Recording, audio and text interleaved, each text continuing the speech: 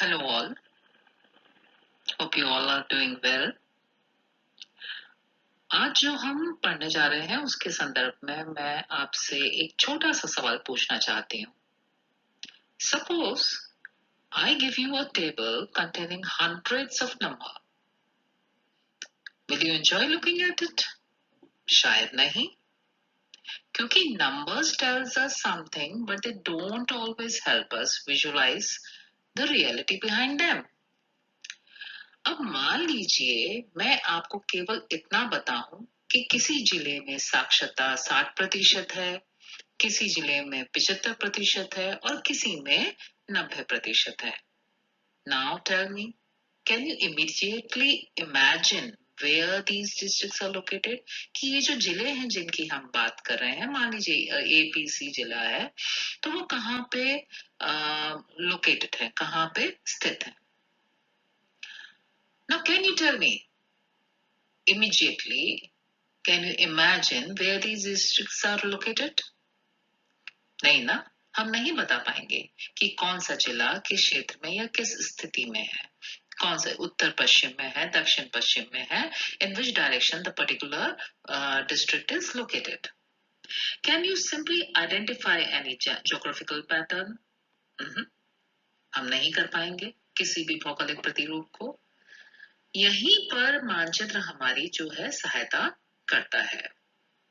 जो डाटा होता है that tells us about how much and maps tells us where that how much is. So हम यह भूगोल की सबसे खूबसूरत बात कह सकते हैं कि हम केवल संख्या नहीं देखते इसमें, बल्कि संख्या और स्थान दोनों को एक साथ समझते हैं. So whenever geographers they represent data on maps, they also actually convert simple numbers into meaningful geographical information.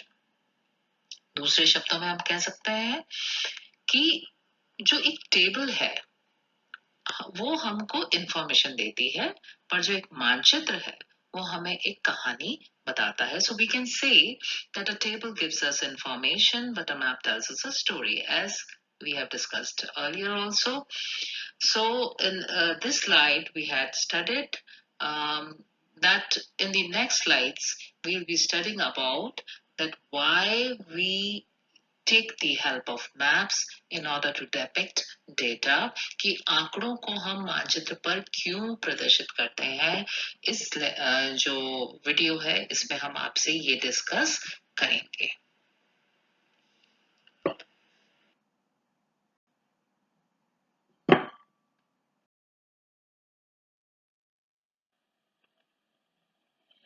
इस स्लाइड में हम देख रहे हैं कि जो हमको एक टेबल दी हुई है और साथ में एक हमने यहाँ पे एक मानचित्र बनाया है और उसके ऊपर डेटा को रिप्रेजेंट किया है.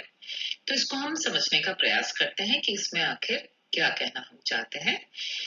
तो सबसे पहले हमको ये ध्यान में रखना है, जो कि पिछली स्लाइड में भी आपको बताया था, कि संख्या जो है वो हमें बताती है कितनी मात्रा, कितनी जो है अबाउट हाउ मच, और वही मानचित्र जो है हमें बताता है कहाँ, वो जो है कितनी जो है या कितना है वो कहाँ पर है. अब इस बात को हम एक उदाहरण से समझने का प्रयास करते हैं. Suppose I show you this table and here we have two columns. In one column we have district and the other column we have literacy. तो यहाँ पे दो टेबल दी हुई है, एक टेबल दी हुई है, क्षमा चाहती हूँ, और उसमें एक कॉलम में आपको डिस्ट्रिक्ट दे रखा है, दूसरे में लिटरेसी परसेंटेज दे रखी है. तो इसको अगर हम देखते हैं, अब यदि मैं केवल यह तालिका दिखाऊं तो हमें क्या पता चलेगा? We can say that district C has the highest literacy. हम यह भी कह सकते हैं कि डिस्ट्रिक्ट A की जो साक्षरता है वो सबसे कम है. But is that enough? क्या हमें यह पता चल रहा है कि ये जिले कहाँ स्थित हैं? No. क्या हमें यह पता चल रहा है कि उच्च साक्षरता किस दिशा में केंद्रित है? Again, a big no. अब उसी जानकारी को हम मानचित्र पर प्रदर्शित करते हैं, जो कि हमने नीचे टेबल के नीचे दिखा रखा है, और अब जादू शुरू हो जाता है। Suddenly the numbers they start speaking, जो आप देख सकते हैं। सडनली ये जो आंकड़े हैं हमें स्थान के बारे में बताने लगते हैं। अब आप केवल 60%, 75% और 90% नहीं देख रहे। You are seeing district A, district B and district C on the map itself. That means आप प्रत्येक जिले पर जो है जिले को देख रहे हैं, चाहे से जिला A हो, B हो और C हो, और प्रत्येक जिले पर एक 3D ब्लॉक जो है, जिसको हम ब्लॉक डायग्राम कहते हैं, वो हमने बनाया हुआ है। अब विद्यार्थी एक बार ब्लॉकों की ऊंचाई पर ध्यान देते हैं हम, और जो ऊंचा ब्लॉक होगा, ये सबसे टॉलर ब्लॉक होगा, वो हायर लिटरेसी को प्रदर्शित करेगा।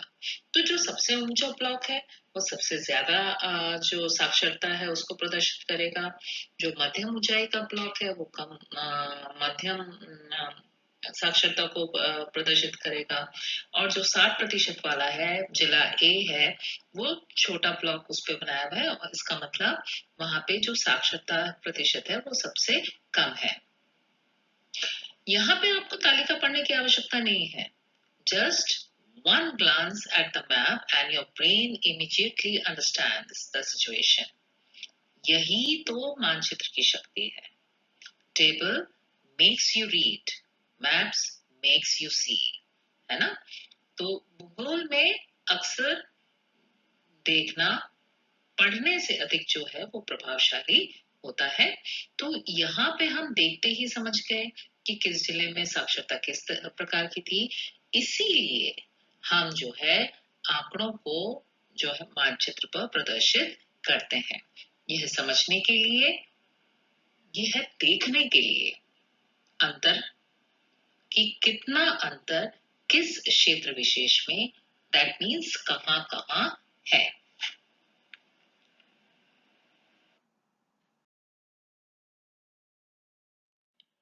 हमने पिछली स्लाइड में ये समझने का प्रयास किया और ये देखा भी हमने कि किस प्रकार से अगर एक टेबल दी हुई हो तो उसका इम्पैक्ट हम किस तरह से उसको समझते हैं, और वहीं हम एक मानचित्र के ऊपर उसी टेबल की इंफॉर्मेशन को अगर प्रदर्शित करते हैं तो हम किस प्रकार से समझते हैं।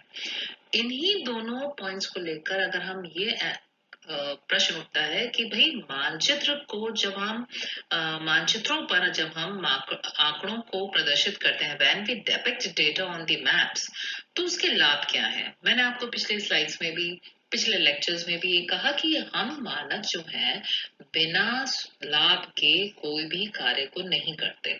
तो यहाँ पे भी प्रश्न क्या उठा कि मानचित्र अगर हम बना रहे हैं और मानचित्र पर हम अगर आंकड़ों को प्रदर्शित कर रहे हैं, तो उन आंकड़ों के प्रदर्शन के हमको लाभ क्या है। तो सबसे पहला लाभ जो है, जैसे आप देखेंगे स्लाइड में, वो है जटिल आंकड़ों को सरलता से समझना। Imagine that I hand over a table containing literacy data for all the districts of India. क्या आप उसे एक मिनट में समझ पाएंगे? Probably not. लेकिन यदि वही जो आंकड़े हैं उनको एक मानचित्र पर प्रदर्शित कर दिया जाए, तो कुछ ही क्षणों में पूरी तस्वीर जो है आपके सामने स्पष्ट हो जाएगी। That's why मैप्स जो है वो सिंप्लीफाई करते हैं, वो सरल कर देते हैं कॉम्प्लेक्स डाटा को, ये कठिन आंकड़ों को आसान और आकर्षक जो है बना देते हैं। यहीं पे आप दूसरा पॉइंट देखेंगे, वह है स्थानीय वितरण प्रतिरूपों और प्रवृत्तियों की पहचान, स्पेशल डिस्ट्रीब्यूशन, साथ ही में पैटर्न्स एंड उनका जो प्रवृत्तियां हैं उनकी हम आइडेंटिफाई करते हैं वो किस तरह की हैं। यह जो चीज है ये भूगोल का सबसे महत्वपूर्ण उद्देश्य है। Geography is not only interested in how much, it is also interested in where. ये हमने शुरू से हम जो लेक्चर्स हैं उसमें हमने ये डिस्कस किया है आपसे और आपको समझाने का प्रयास भी किया है। यदि किसी राज्य के पश्चिमी भाग में साक्षरता अधिक है और पूर्वी भाग में कम है, तो यह एक स्पेशल पैटर्न हो गया, ये एक स्थानिक प्रतिरूप हो गया। अब मैप्स जो हैं वो हेल्प करते हैं आइडेंटिफाई करने के लिए ऐसे पैटर्न्स को और ऐसे ट्रेंड्स को इंस्टेंटली, है ना। मानचित्र हमें वितरण, दैट इज डिस्ट्रीब्यूशन, प्रतिरूप, दैट इज पैटर्न, एंड प्रवृत्तियां, दैट इज ट्रेंड्स पहचानने में सहायता करते हैं। तो ये हमको ध्यान में रखना है, और जो मैंने आपको समझाने का प्रयास भी किया कि किस तरह से। और थर्ड पॉइंट आया हमारा क्षेत्रीय तुलना, इसको हम रीजनल कंपैरिजन कहते हैं। अब ये कैसे, मान लीजिए हमें 3 जिलों की तुलना करनी है, क्या हम बार बार तालिका में संख्याएं ढूंढेंगे? नहीं। इसलिए a map allows us to compare regions immediately. एक नजर में हम देख सकते हैं कि कौन सा जो क्षेत्र है वह आगे है और कौन सा क्षेत्र है वह पीछे है। This makes comparison faster, easier and more meaningful. मतलब कि ये जो है तुलना को जल्दी कर देता है, आसान कर देता है, और बहुत हमको आसानी से वो समझ में आ जाता है, अर्थपूर्ण हो जाता है। और लास्टली इसमें अगर हम बात करें कि हम बहुत सारे हैं, देखिए आप चाहें तो और भी इसमें लाभ को ऐड कर सकते हैं, पर एक जनरलाइज्ड अगर हम देखते हैं कि जब हम आंकड़ों को मानचित्र पर प्रदर्शित करते हैं तो उनका एक मतलब उनके लाभ क्या क्या होते हैं, वो जनरल जो है वो हम यहाँ पे डिस्कस कर रहे हैं। और वहीं पे जो फोर्थ है वह है योजना निर्माण और निर्णय निर्धारण में। अब आप सोचिए कि आप एक डिस्ट्रिक्ट कलेक्टर हैं, है ना।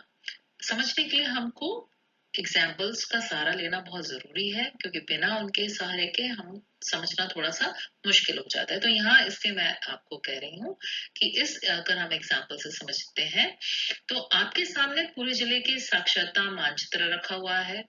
क्या आप तुरंत पहचान सकते हैं कि किस जिले में शिक्षा की आवश्यकता अधिक है? बिल्कुल, एब्सोल्युटली। यही कारण है कि सरकारें, योजनाकार, शोधकर्ता और नीति निर्माता जो होते हैं वो मानचित्रों का उपयोग करते हैं। जो मैप्स हैं, they do not merely show information, they also help us in making decisions. इसलिए मानचित्र केवल सूचना का माध्यम नहीं है, बल्कि निर्णय लेने का एक शक्तिशाली उपकरण है। तो हम कह सकते हैं कि ये जो तीनों स्लाइड्स हैं, इससे एक बात बिल्कुल स्पष्ट होती है कि जो टेबल्स हैं वो हमें बताती हैं व्हाट के बारे में, और जो मैप्स हैं वो हमको बताते हैं वेयर के बारे में। और जब व्हाट एंड वेयर दोनों एक साथ मिल जाते हैं, तब वास्तविक जो भौगोलिक समझ है, अपनी जो हमारी जो ज्योग्राफिकल अंडरस्टैंडिंग है वो विकसित हो जाती है। That is why we, the geographers, we love maps so much, because maps don't just display data, they reveal the geographer's hidden inside the data.